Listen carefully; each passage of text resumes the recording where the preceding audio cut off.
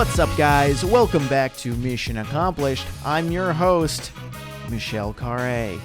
And I'm Bob Saget. We're starting this over. What's up, guys? Welcome back to Mission Accomplished. I'm your host, Garrett. And I'm here. And Michelle Michelle here. Khare. Today, we have some very interesting topics. Today, we're going to be talking a little bit about our perspective on YouTube, our favorite creators that we love to watch, both big and small, as well as some upcoming episodes of Challenge Accepted that we're working on and debating whether or not we should do. So if you're interested in all of that, be sure to stick to the end, and you might just help us decide if we should actually go to the Netherlands to film this insane episode that Garrett has proposed. So today we want to talk a bit with you guys about the landscape of YouTube, seeing how people have been creative in different ways during quarantine, outside of quarantine, who we watch. We recently just celebrated hitting 2 million subscribers. Yeah, not on this channel, on the main channel.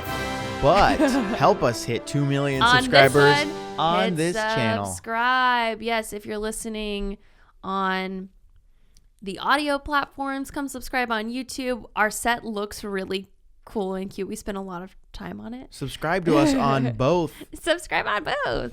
Well, I have a question for you.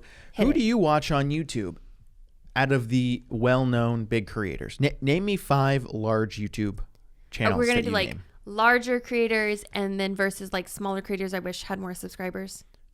Yes, I situation. didn't get that far yet. Oh, sorry. Jumping the gun. Okay. Give me some channels that you watch that are over 1 million subscribers, I would say. Okay. So Who are your favorites? Who are you watching right now? my favorite channels to watch include obviously Shane Glosson, because I feel like whenever he releases a video, it's like a news event. Hence our little section in YouTube Rewind. Yes. I also love watching David Dobrik for a similar reason, because I feel like if I don't watch it, then I'm behind on something. But he has not uploaded He's in not a been month uploading. because of quarantine. So because you have no David, who are you watching in quarantine? I do watch Jeffree Star. I didn't watch him too Interesting. much before the Shane Dawson documentary series, but now I watch him pretty often. For example, when he got 2 dogs, his new 2 Pomeranians, that was a big deal. I was really excited to see that video because I love puppies. Another channel that I watch that I think deserves more attention, like they have a pretty solid subscribership, is Nerd City. Ooh, Nerd City is great. If you haven't checked out Nerd Love City. Nerd City. Guys, you've got to check out Nerd City. It is a phenomenal YouTube channel. Very creative, artistic video essays that actually have inspired a lot of the big series that you have seen. They did a Jake Paul video, which I'm pretty sure inspired Shane's Jake Paul video because they used a lot of the same verbiage. But what I really like about Nerd City is that when they do a video essay on something or a topic or a person, they dive deep. They must spend weeks researching stuff to make sure it's to a T. And the level of editing, the creativity shown in their set design and lighting, I think is really amazing. And I just, when a creator really puts their heart and soul into something, I love to see it happen. And I want Nerd City to have more attention. I also love Mark Rober. I think Mark Rober is a phenomenal creator, science-based content, but also he's just a great speaker, great host, entertaining to watch. Obviously, we all loved the Glitter Bomb Part 1, Part 2 series that he did, getting back at porch pirates who steal packages. I think that he has such a creative way to use science to teach, to educate, and to also get back at bad people. And also his commitment level is crazy, like filling a pool with Jell-O and stuff like that. Like, it, you know, I really like his approach. So I have pulled up on my phone all of the YouTube channels that you are subscribed to. Okay. I'm going to name a channel, and then you are going to tell me What I love about them? what you love about them or their favorite video. Okay. Action. Anna Akana. I really like Anna Akana, not just as a YouTuber, but as someone who inspires me in multiple facets of life. I think what she has done, taking her online presence and applying it to success in her career as an actress, singer, producer. She's done animation, stop motion. I'm a big fan. I just think she's a really smart, she wrote a book. I think she's a really smart businesswoman who has taken her platform and pivoted into success in other arenas. That's something I strive to do as a creator as well. And so I'm always fascinated to see what she does. Also, just her level of production is amazing. She does a lot of animation imposed on live action kind of stuff. She's a great actress. Danny Gonzalez. Danny Gonzalez is great. He's one of those just naturally talented, naturally funny people. He started on Vine. Yeah, he started on Vine and then started working at Corridor. He started watching at Corridor Digital, which I've been subscribed to Corridor Digital since high school, since I was in high school. It's a bunch of VFX heads and editors and directors and cinematographers. Yeah, we're big fans of Corridor. I watch them a lot, and Danny got hired after Vine died to work at Corridor, Chicago, and now he does his Illinois, own Indiana, I don't know. His own channel. Yes. I like Danny because he's a great comedian and uses the comedy in an informative way. Sophia Nygaard. Okay, who isn't subscribed to Sophia Nygaard? That's just like an auto subscribe. What is your favorite video? I really enjoyed her recent video where she mixed all the bath bombs at Lush Cosmetics together and then used this like industrial bath bomb press to make them. I think it's, her like bad makeup science is really interesting. Like she finds really creative ways to explore different arenas of beauty and fashion. I also appreciate her level of research, editing, detail. It's obvious that they spend a ton of time researching and prepping for those huge videos that leave you feeling entertained but also educated. The Try Guys. Okay, another auto subscribe, duh. So I obviously know both Sophia and the Try Guys from the BuzzFeed days. What I admire a lot about the Try Guys is how they just attack everything they do as creators. So when quarantine hit, they immediately pivoted into quarantine vlogs. The second they left BuzzFeed and started their own channel, they had this incredible launch with their Patreon. Their launch strategy was excellent. Mm-hmm. Just Patreon, watching from book, afar, merchandise. I was very impressed with how they really hit the ground running, Podcast. building a company, not just let's hang out and make videos, but to build a legitimate company. It's not an easy thing to do. My favorite video from the Try Guys is the recent one Zach did about the mockumentary about his penis being on the internet. Yeah, seeing that right after finishing Tiger King was a delight. Amazing. Next channel I'm going to ask you about, Yes Theory. Oh, we love Yes Theory. Yes Theory is inspiring to me. For those of you who don't know, I don't know why you don't know. Yes Theory it's not even like a channel, it's a movement, which I think is amazing. Amar Thomas and Matt are just incredibly wonderful people who put their all into everything they do. They commit 104% to these grand surprises. They do all these huge travel videos. It's really impressive what they do, and I love their message. They're just good people. Quarantine is difficult and long and stressful. Sexy. And very sexy. What are the kinds of YouTube videos that you're watching during quarantine? I find myself watching desk setup videos. I've been watching. You do that anyways. But even more than usual. I am very obsessive over what my desk, what my workspace Garrett is looks like. really into workspace organization. It needs to look perfect. It needs to look clean and sleek and like no one has ever sat in it. Sexy. It needs to look sexy. I like a good looking desk. Not just the desk, but desk and desk accessories. Everything needs to look like a cohesive unit. There's a story with my desk. I'm going to show you a picture of my desk someday.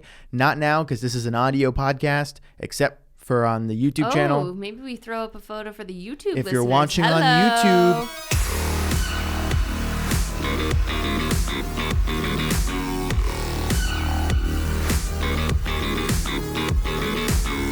There it is. Isn't that a sexy desk? Wow. Sexy desk. Sexy Thank desk. you guys for liking my desk. Okay, while we're I've at it, let's throw a photo of my desk. Ooh, sexy desk.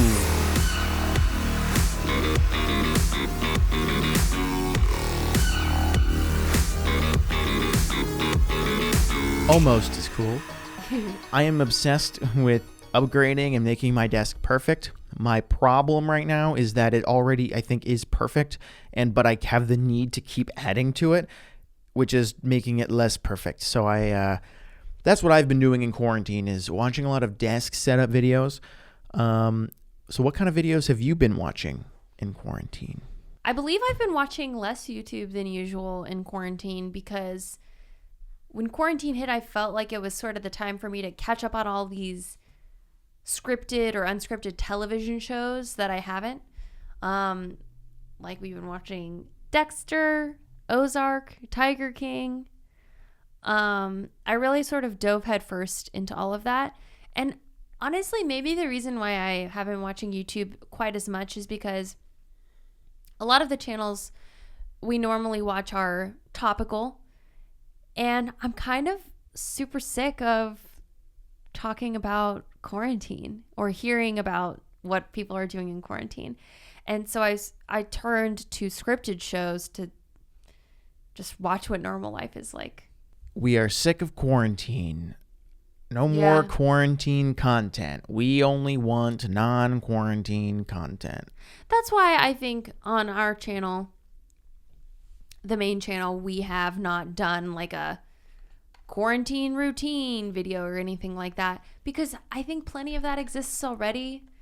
And I want our channel to be a little bit of an escape from that. However, quarantine routine is going to be the name of the first song of YouTube Rewind 2020, the musical. Wait, what was that? Did you just hear us correctly that we're probably going to make another musical for 2020? Yay.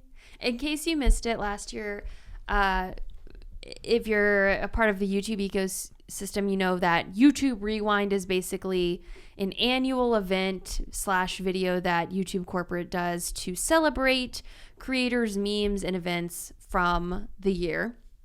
It's released in December, and it's usually a huge production involving hundreds of creators from all over the world. Usually a huge and production. In 2019, it was just sort of like a Watch Mojo video. Watch Mojo was the joke. Yeah. Watch Mojo video. It was the top 10 list. And so what we did last year, because a lot of people also parody YouTube Rewind and make their own version for their own channel, we created YouTube Rewind 2019, the musical, which we worked with a professional lyricist, musical director, composer, all to create this 10-minute musical with a bunch of Broadway actors playing YouTubers. It's amazing. You should go check it out. If you don't remember, the very last line of the song is 2020, our best year yet.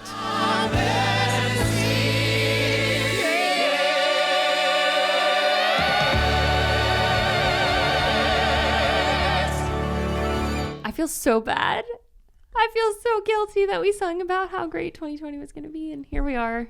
So that leads us In a to, pandemic. should we make YouTube Rewind 2020 the musical? I'm leaning Yes. towards absolutely. We've had a lot of time to brainstorm in quarantine. We're only, 4 months in? We already have some ideas and down for what our songs are going to be about. It's hard because there's not a lot of YouTube news happening. All of the YouTube things that are happening are quarantine related, and that's fine, but we don't have our James and Tati feud. We don't have our T-Series and our PewDiePie. Yet. We have... It's going to be a very back-end loaded year. Yeah, a lot of our big stories are going to happen probably after Corona settles down, if and when that happens. We do want to open the musical with the quarantine routine. You had the amazing idea of having all the dancers dancing 6 feet apart from each other, which I think is really funny, wearing gloves and face masks. So that's where we're kind of thinking for the opening number of 2020, the musical. I don't know what's going to happen. I am struggling to come up with YouTube events to cover. The only one I've been able to find is the one where one YouTuber is having a subscriber battle with Morgs' mom. So first of all, Morgs, the Mr. Beast ripoff. His mother's account is having a subscribe battle with another account. Again, it seems like it's all just a big joke, similar to T-Series versus PewDiePie. But it's working. They're both getting a lot of subscribers, and the subscriber battle just to be against Morgs' mom is ridiculous to begin with. So that's all we got. So please, somebody do something interesting so that we can write a song about it. Yep. Were you excited to do another musical? Yes, I'm so excited to do another musical because we've done it once. So I feel like we're equipped to do it again. It was just such a fun time. It was so much fun making that musical. Because anyone who's had experience doing musical theater understands like post-show depression when you don't get to see the same people every day. And we had that. We had such a great family, like in rehearsals and everything. The cast was so good. The whole team of people was phenomenal. The fact that we did that, I don't know how, but it was great. Garrett, why don't you give your perspective on your favorite YouTube channels? I don't know if I have a favorite, as in one that I watch every day and I like all of their content no matter what it is. I do have a couple of channels I tune into pretty frequently. Corridor Digital is one of those. Peter McKinnon, I think, is another YouTuber that I like to follow. You really like Peter McKinnon. I like Peter McKinnon a lot. I really like following the people who make content somewhat similar to ours, or at least in the same space or realm, just to know what's being put out in that space. I watch PewDiePie. We both watch PewDiePie, or at least we did pretty avidly. I liked Pew News. Pew News was great. He did upload a Pew News recently. You missed it. Oh my god. We got to check that out. Mm-hmm. What else do I watch? Big fan of Gus and Danny and Drew, as you are. Let me bring up who I subscribe to. Big fan of Vsauce. I like the education channels. So Vsauce, your Mark Rober, your Smarter Every Day. Big fan of those channels. Oh, yeah. Big fan of MKBHD, even though I don't get a lot of tech necessarily. I just like how pretty the videos are. Me too. Probably the smallest YouTuber that I'm a huge fan of, and not small anymore, but I started watching him at around 40,000 subs. Mark Ribier is amazing. He's sitting at like 600,000 subs now all of a sudden. He does improv loop music. So he has a loop pedal and he'll just improvise, do like these micro songs, like 1 to 5 minute songs on the spot. He'll do live streams taking audience suggestions for topics, and he'll just sing and he'll dance. I saw him live in LA. He's amazing, incredibly entertaining. Check him out. In the spirit of mission accomplished, what do you think are some of the most impressive things your favorite creators have accomplished?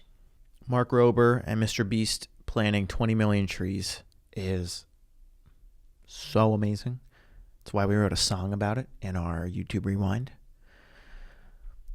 I really love how Corridor, the Try Guys, a lot of those creators are building legitimate companies. Casey Neistat, like they're building legitimate companies that aren't just YouTube channels. Well, we're vlogging every day. They are companies with employees, with missions, with goals that are changing the world and the economy and influencing how we view each other, see each other, work with each other. And I think that's really, really cool that YouTube has had that sort of impact.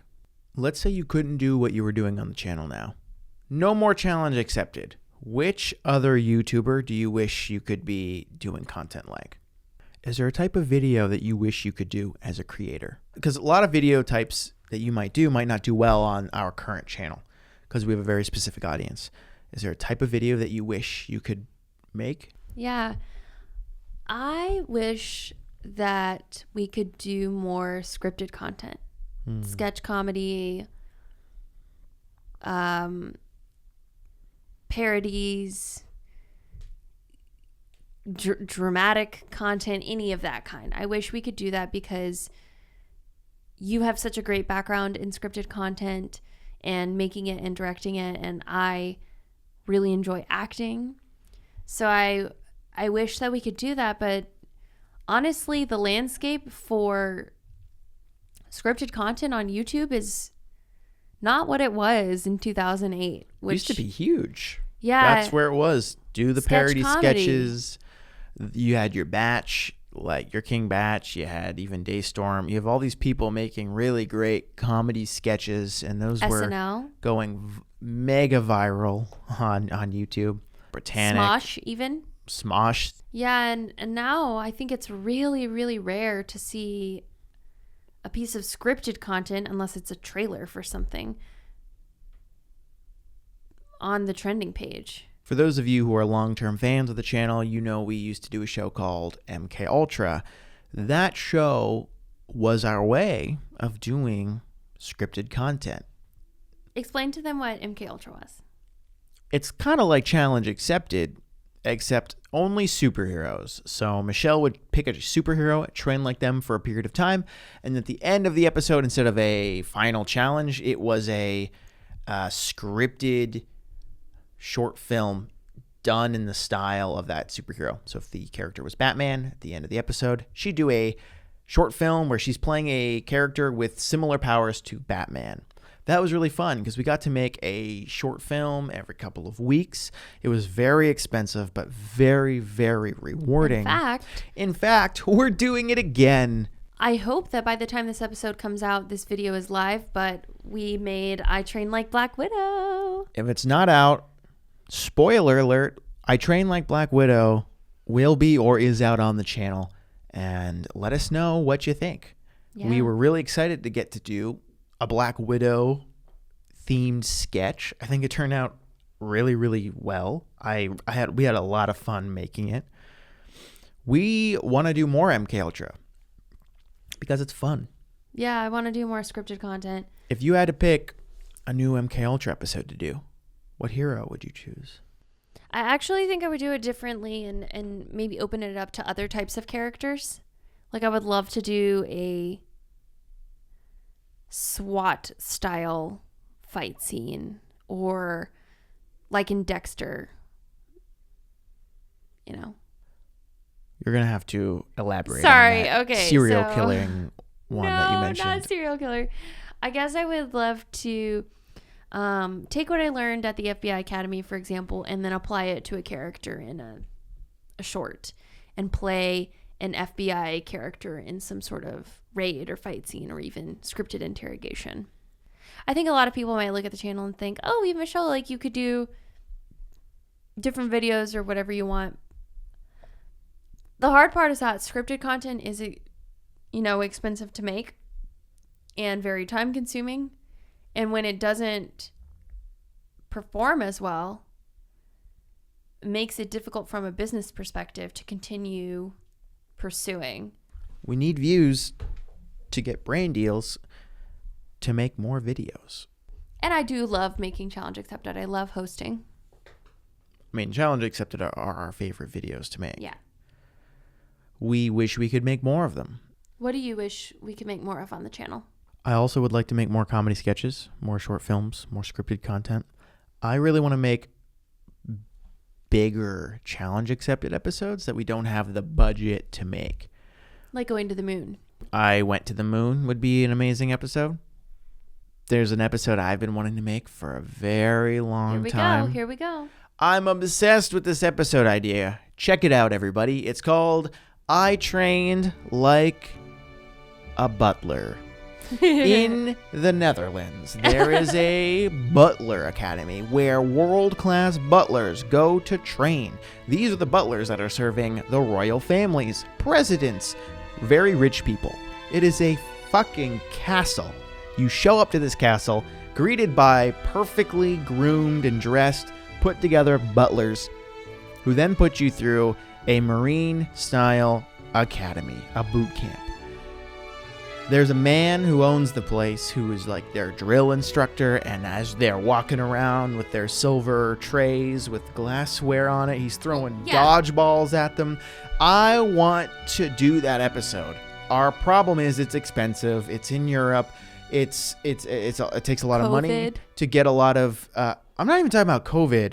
I wanted to do this a year ago. I know. And I was shut down. No offense. I understand why. I'm not angry about it. I'm just sad.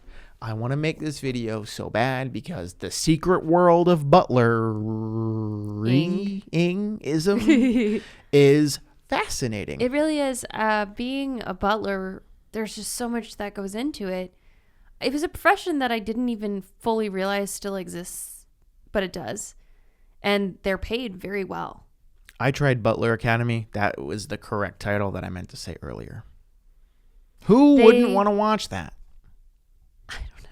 Do you want to watch it? Please say yes. Know. So Michelle will agree to do my idea. Okay, well, let me tell you a little bit more about what happens at this Butler Academy. You basically learn everything from how to set a table, but not just set a table, how to set a table for like a 7-course meal. That's the boring stuff. Yeah. You learn how to do house security. If there's a guest that's a little drunk, how to take care of it. If there's a guest that's a little drunk that might have like stolen something, how do you handle that?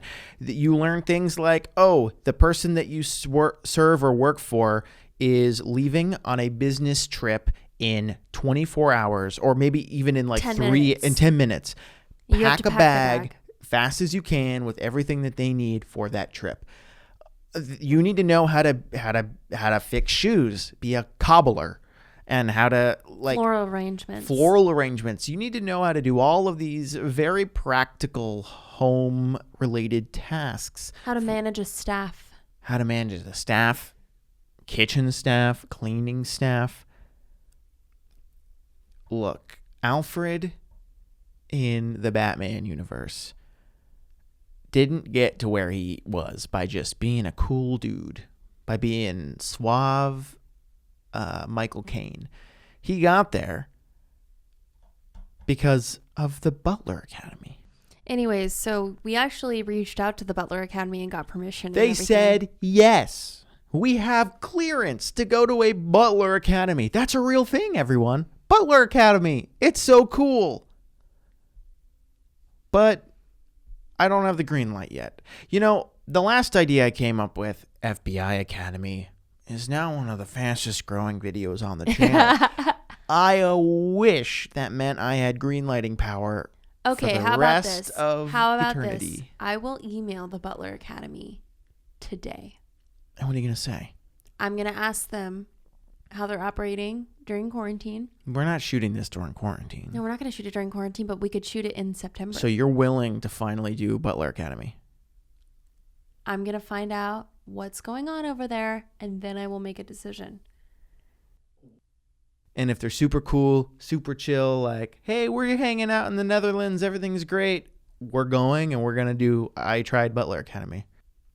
If enough people comment on this thing, they want to see it. Oh. My dreams are about to come true. I've been wanting to make this video for so long. I think it's so cool.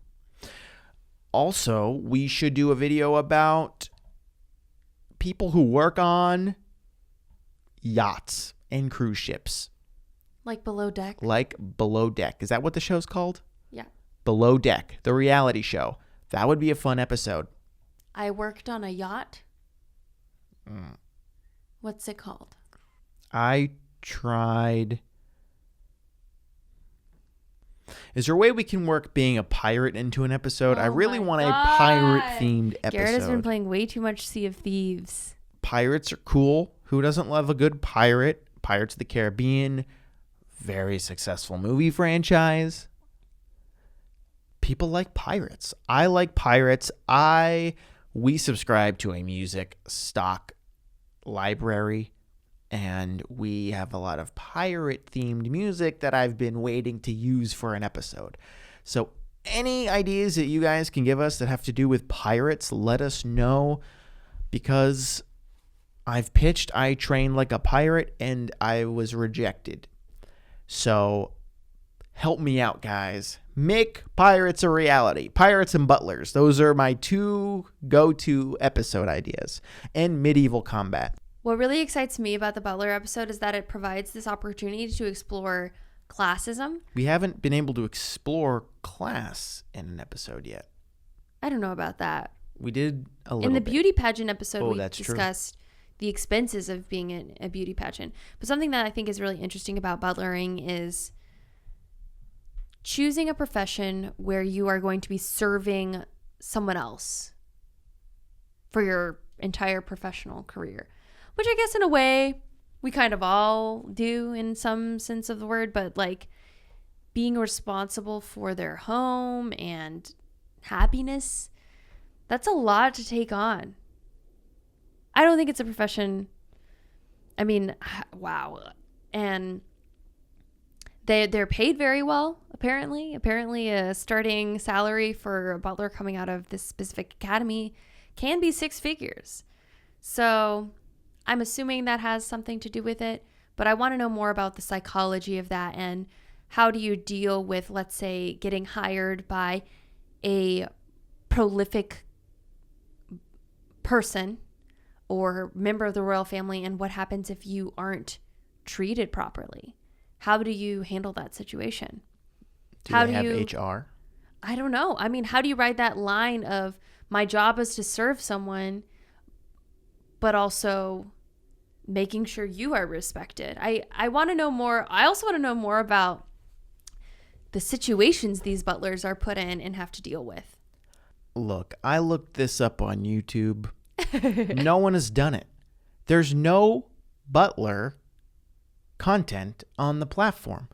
It is butlerless, and we need to fill the gap that is butler.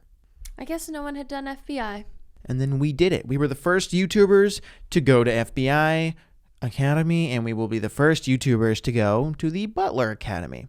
By the way, if you didn't know, the Academy style videos on our channel perform the best right now. Very interesting that the Butler video is also an Academy video. Huh. I wonder if that means it could do... I will email him today. Do I have your word on that? Yeah. Would you like to pinky promise it? Pinky promise. Audio listeners, we are pinky promising right now. You have to kiss it to make it real. And handshake. No, our handshake. We don't have one. Yeah, we do. What the hell?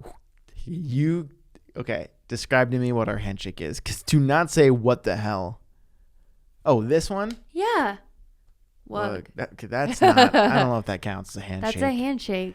What the fuck did we just do? How would you describe that? Hand dancing? I don't know. I'm editing this podcast. This part will not make it in the final cut. I'm excited to see how our Butler video performs. Something that I have struggles with as a creator is feeling like a part of the YouTube community and feeling the ability to experiment, which is wild. You know, I mean, we should definitely feel like we're a part of the YouTube community. Anyone of any size should feel like they're a part of the community. But I have a hard time when I see other channels where, you know, a simple vlog, Get Ready With Me, which I'm not downplaying the creativity involved. I understand for sure. But they don't cost $30,000 to make. Yeah. That gets potentially far more views than something we spend a lot of time and money and energy into. I know a lot of creators have experienced this before, like pouring your heart and soul into something and not feeling like it's received in the way you wanted, or loved as much as you love it, maybe is the best way to explain it. And so sometimes I find myself stuck in brainstorming, feeling like, well, we can only do videos that we strongly believe will perform really well. And saying that out loud sucks, because I want to promote, like, you should make what you love. And we do. We're in a very, very fortunate We absolutely do. I think position. what you're saying is sometimes we wish we didn't have to spend so much money making videos that also could perform well.